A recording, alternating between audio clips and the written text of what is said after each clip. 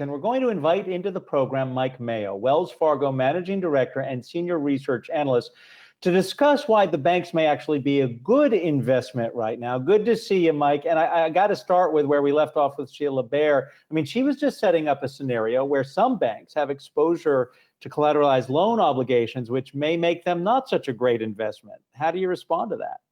Well, look, we've just finished second quarter earnings for the largest banks, and you've seen two headwinds that are painful. You've seen the biggest buildup of provisions for future loan losses at this stage of a recession in history, and you've also seen pressure from the lower interest rates with the impact on the net interest margin. So for banks, it's like riding your bike up a mountain in a hailstorm, and that hail would be the problem loans, and they're coming for individuals, businesses, and corporations. And riding up the mountain is that net interest margin, which continues to take a toll. So it absolutely is earnings hell right now for banks. But where we're encouraged is that the balance sheets are still getting better. So it's a pleasure to see banks drive capital ratios higher, book value higher, and still earn, even with some record rebuilding up of loan loss reserves, still earn their dividend 1, 2, 3, 4 times over with their core earnings. Well, Mike, it's a good thing that you have a helmet with that bike if it's going uphill in that hailstorm. I do want to ask, though, you had a summary of the capital markets. It was just good. I feel like you want to play the Larry David music over it. It was just good. But it's interesting because that was what the big banks were really leaning on to compensate for the lack of commercial banking activity because of that net interest margin that you just mentioned. What's your forecast for whether or not the big banks can continue to lean on fixed income trading, equity trading to keep their earnings afloat in future quarters? Well, I'd say that was definitely a positive surprise, the degree that the largest banks increased their capital markets activity, whether year over year, quarter over quarter. And by the way, the largest banks, in terms of the stress test mid-March, that wasn't a test, that was a real activity. So in the first quarter, they performed well. In the second quarter, they performed well. And what you saw in the second quarter was a transition from the first quarter, when large corporations drew down their revolvers and borrowed a lot more money, to the second quarter, when those loans were paid back because the corporations were able to tap the capital markets, especially investment grade fixed income. And what's underappreciated is just the extent of this government stimulus. Thank you, regulators. Thank you, Treasury. Thank you, Congress. Thank you, Federal Reserve, for acting so aggressively in really responding to this pandemic. This is not a financial event. This is a medical event that certainly can lead to a financial one, but the immediate quick action by government really is night and day versus past crises. And let's give a shout out to the former regulators who built up the banking system, doubling the capital, making banks much more resilient than they were in the past so they can absorb these problems for longer. Hey, Mike, it's Julie here. This is sort of related to what you were just talking about in terms of lending right now versus borrowing. Warren Buffett actually told Yahoo Finance, it's a great time to borrow money. It's not a great time to lend it, which makes sense given what we're seeing with rates right now. So I'm curious, even as you look amongst the banks and you say, okay, they are managing this environment better on a relative basis than they would have in the past. But does that still make an argument to buy banks versus another industry, for example, that is not being faced with that same kind of squeeze on the rate front?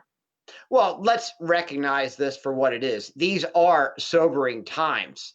I mean, you have unemployment still at very high levels. You have corporations that can go bankrupt. We have in our models loan losses increasing almost threefold over the next couple years. But having said that, we've run over 200 earnings models for a V-shaped recovery, a U-shaped recovery, an L-shaped recovery. The Federal Reserve talks about a W-shaped recovery. You can talk about a Nike swoosh. So we've run many scenarios. And what's reassuring is not that earnings won't go down. Or for the largest banks, earnings declined by about half year over year. I mean, that's real pain. It's that the capital still stays strong through most of those scenarios. And as long as the balance sheets are strong, then banks are part of the solution and not part of the problem. And you've seen banks go ahead and continue to lend, continue to collect deposits and continue to serve their customers. And that's the way banks, should be. So, so far so good. Having said that, we take nothing for granted, but we're encouraged by the strength of the balance sheet. What's the greatest point that's underappreciated is the resiliency of the largest banks during this recession versus prior ones. And Mike, when you talk about strong balance sheets, that's one thing. But as you acknowledge, the net income is really where the pressure is going to be for these banks, at least for the next few quarters. I'm wondering, you made a call before the COVID-19 crisis that it was really going to be a story of slashing expenses as a way to improve the bottom line. You were calling for, over the next 10 years, over 200,000 jobs to be replaced by automation or being removed entirely. Do you think the COVID-19 crisis, aside from that secular trend already having existed, being pushed along, I guess, by the COVID-19 crisis that we have here today? Absolutely. And in spades, headcount in the banking industry will be reduced. Now, look, banks are more part of the solution during this crisis. Some of the largest banks for a while, they stopped reducing headcount. That won't last forever. There's no way that can possibly work. But the COVID-19 situation has accelerated the digital transformation in the banking industry by probably 5 years. So customers have been forced out of the branches, older people, small businesses that were used to going into the branches, now they're doing banking digitally. And so that accelerates the strategic plans of banks to go ahead and close branches, streamline operations. And that's another big difference between this recession and past recessions.